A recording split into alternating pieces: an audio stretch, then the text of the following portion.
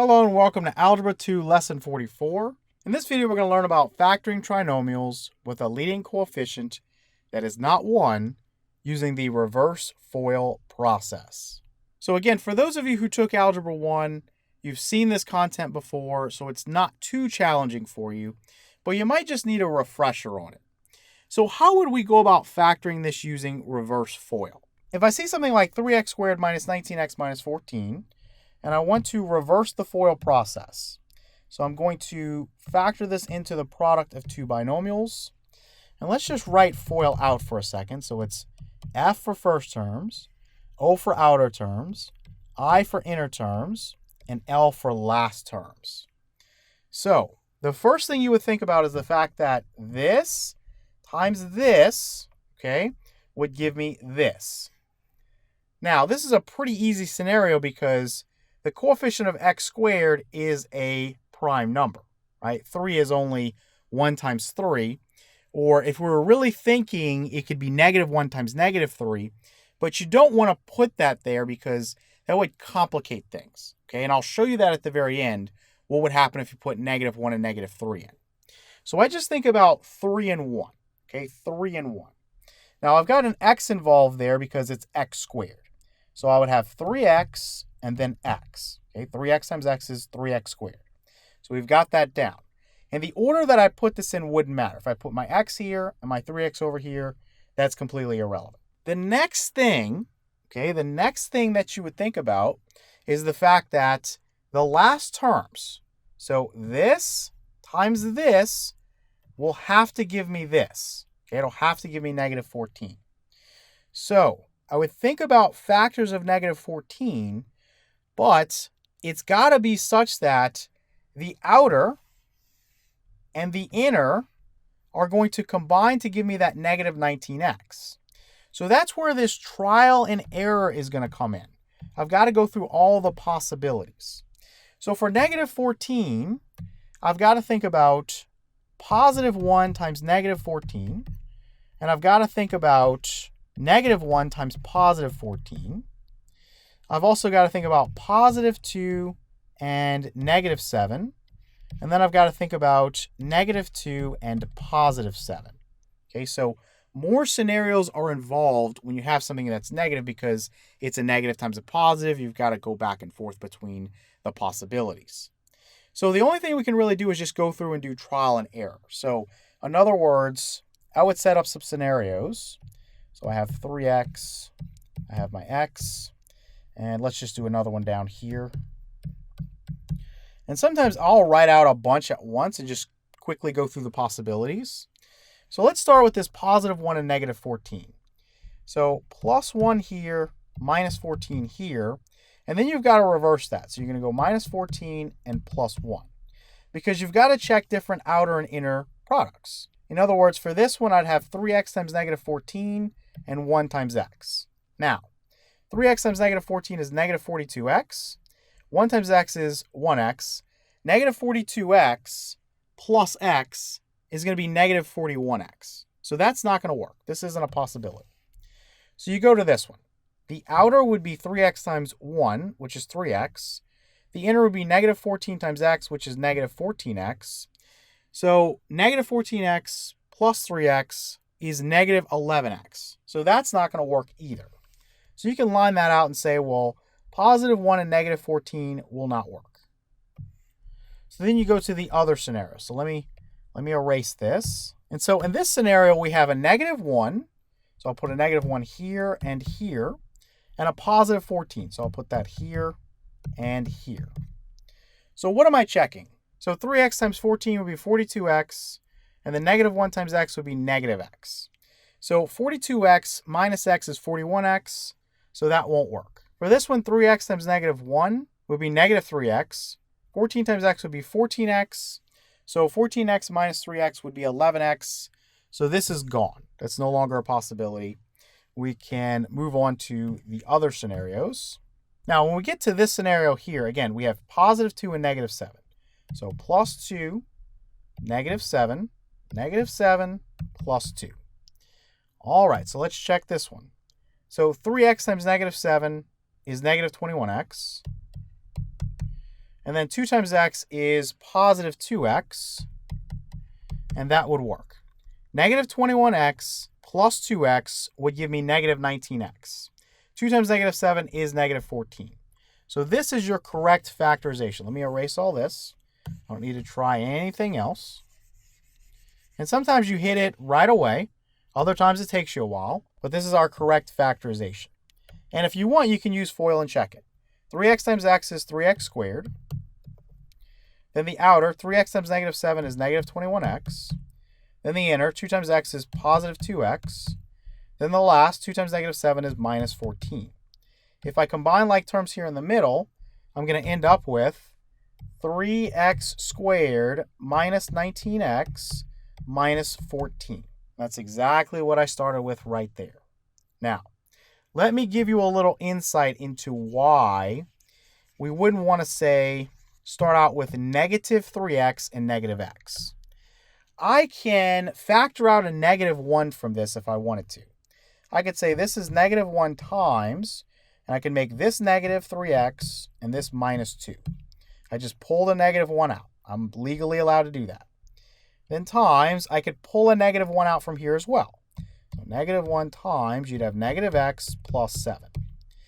This is mathematically the same as this. Negative 1 times negative 1 is 1. So really, I could write this as negative 3x minus 2, that quantity, times negative x plus 7. So I could have began, if I wanted to, with negative 3x and negative x. So when you see something positive that's leading, you can do this if you want, but working with negatives in the leading position makes it a little bit more complex. You want to make things as easy as you can make them. So it's just better to start out with a positive here and a positive here. If this is positive, you know you can make that work because of what I just showed you. You can always factor out a negative 1 from each of those, multiply the two negative 1s together, and get 1. 1 times anything is just itself. And just to completely prove this to you, because I know some of you are like, no, that doesn't seem right. If you do FOIL on this, negative 3x times negative x is what? That's 3x squared. Negative times negative is positive. 3 times 1 is 3. X times x is x squared. The outer, negative 3x times positive 7, is negative 21x. Then my inner, negative 2 times negative x is positive 2x. Then my last, negative 2 times positive 7 is negative 14. So if you combine like terms in the middle, again, you would get 3x squared minus 19x minus 14. So again, that's why I just started out with this, because it's going to be the same as this, okay? And it's just easier to work with positives in the leading position. All right, let's look at another one now. And we did our first one, so it should go a little bit quicker. So we have 2x squared plus 23x plus 63. All right, so we're going to factor this into the product of two binomials. Now, my coefficient for the leading term here is a 2. That's a prime number, so again, that's a very easy scenario because I know 2 is just 2 times 1. And again, for the reasons that I just covered, I don't want to think about negative 2 and negative 1. So I'm just going to go 2x times x and be done with that. Now I just need to think about 63 here. What are the factors of 63? So what times what would give me 63, but then through the process of combining like terms with the outer and the inner, we would want to get a 23x in the middle. And for this, everything's positive, so I'm just going to think about positive numbers here.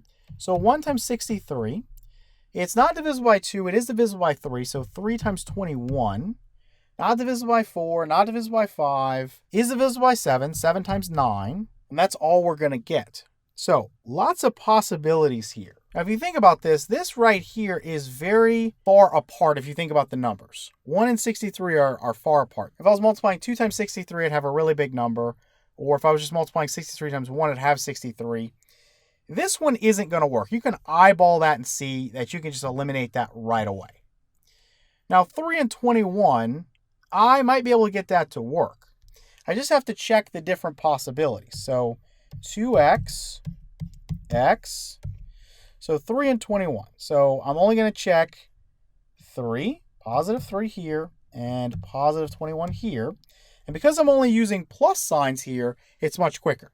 The other scenario is positive 21 here and positive 3 here. So check your outer and inner. 2x times 21 would be 42x.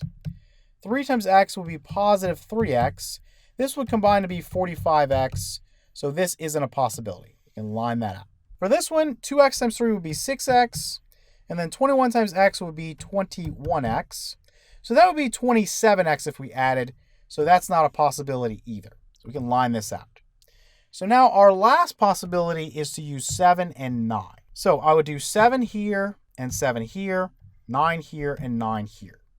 So the outer, 2x times 9 would be 18x, and then 7 times x would be 7x. If you add those together, you get 25x. That's not 23x, so this is eliminated. So it has to be this possibility, or it would be prime. So 2x times 7 would be 14x, and then 9 times x would be 9x. And if we combine 14x and 9x, we do get 23x. So we do get that, so this is the big winner. So let me erase everything. And again, you can check this through FOIL. 2x times x is 2x squared. The outer 2x times 7 would be 14x. The inner 9 times x would be 9x. 14x plus 9x would be 23x, so plus 23x. And then 9 times 7 would be 63. So you can see you got exactly what you started with. 2x squared plus 23x plus 63. All right, let's look at a few more. I think for most of you, you kind of figured this out by now. We're going to look at one where the leading coefficient is not a prime number. It makes it more tedious, not any more difficult. So 40x squared minus 172x plus 112 is what we're going to try to factor. Obviously, if you look, everything's even, right? I've got a 0, a 2, and a 2. But if you further think about this, you should know that 40 is divisible by 4 and 112 is divisible by 4. Those are obvious.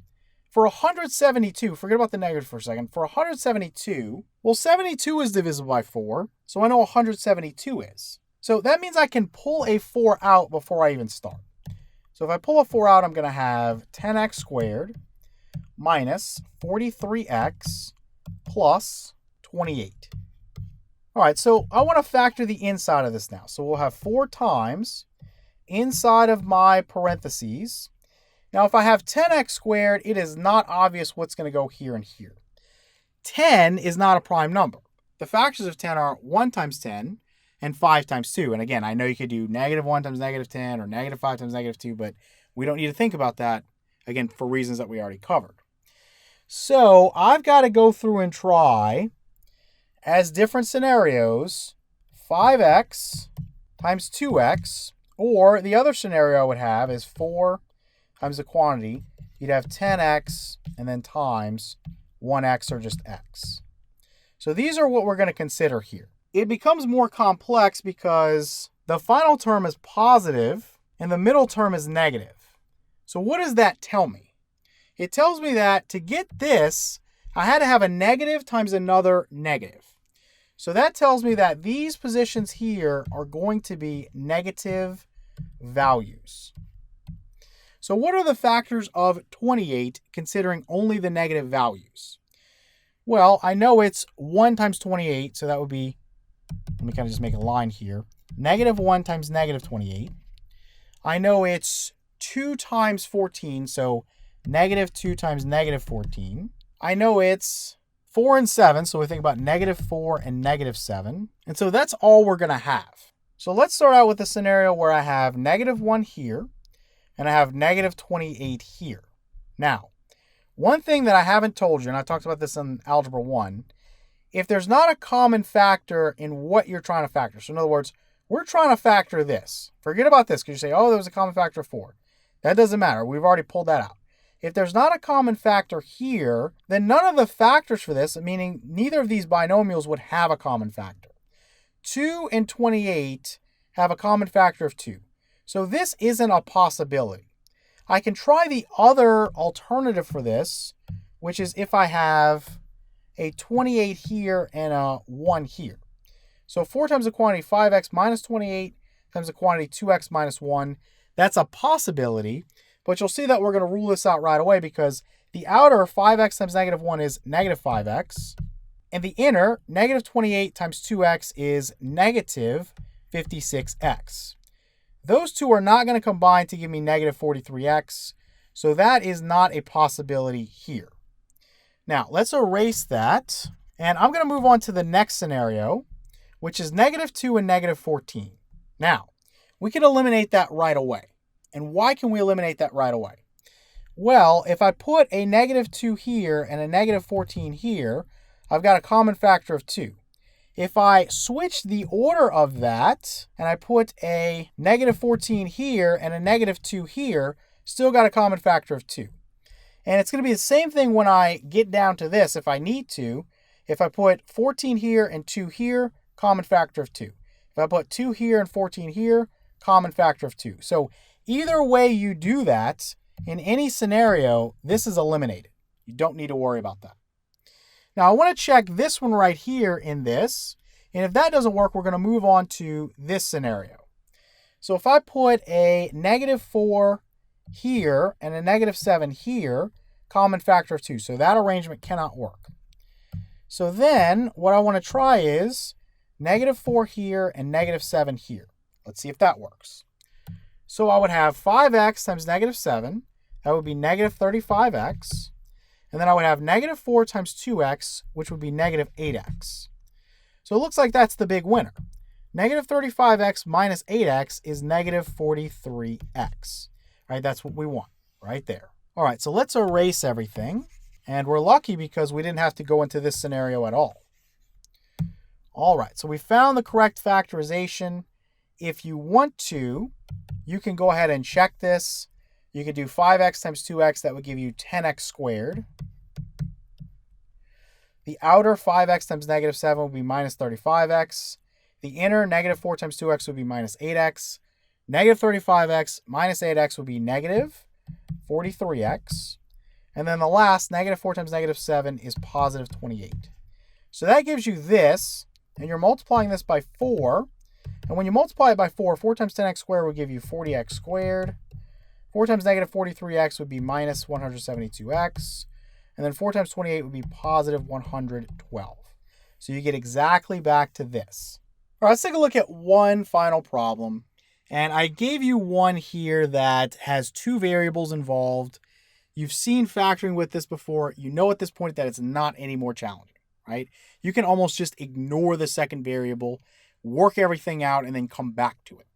So if I have 8x squared plus 34xy plus 36y squared, the first thing you would notice is that what? Everything is divisible by 2. So I could pull that out before I even begin. So if I pull out a 2, I'd have 4x squared plus 17xy plus 18y squared. And so once that's done, we want to factor this inside of parentheses into the product of two binomials. So I think about 4x squared. I know that can come from what? It could come from 4x times x, or it could come from 2x times 2x. So we've got kind of two scenarios here. And again, we're not going to think about the negative version, negative 2x times negative 2x, or negative 4x times negative x, for the reason we talked about earlier. All right, so let's do this one, or you'd also have this one. Now, once we've worked this part out, I know that y times y gives me y squared. You can just throw this in and forget about it. Okay, we know that from working previous problems. Y times y is y squared. When you do your outer, you get xy as a variable. When you do your inner, you get xy as a variable. So when you combine like terms, you're going to have a term with xy. So just put your y in there or whatever your second variable is and forget about it. Don't stress about having two variables. It's super, super simple. All right, so the next thing is to work things out. You know that you're just going to focus on this 18 here.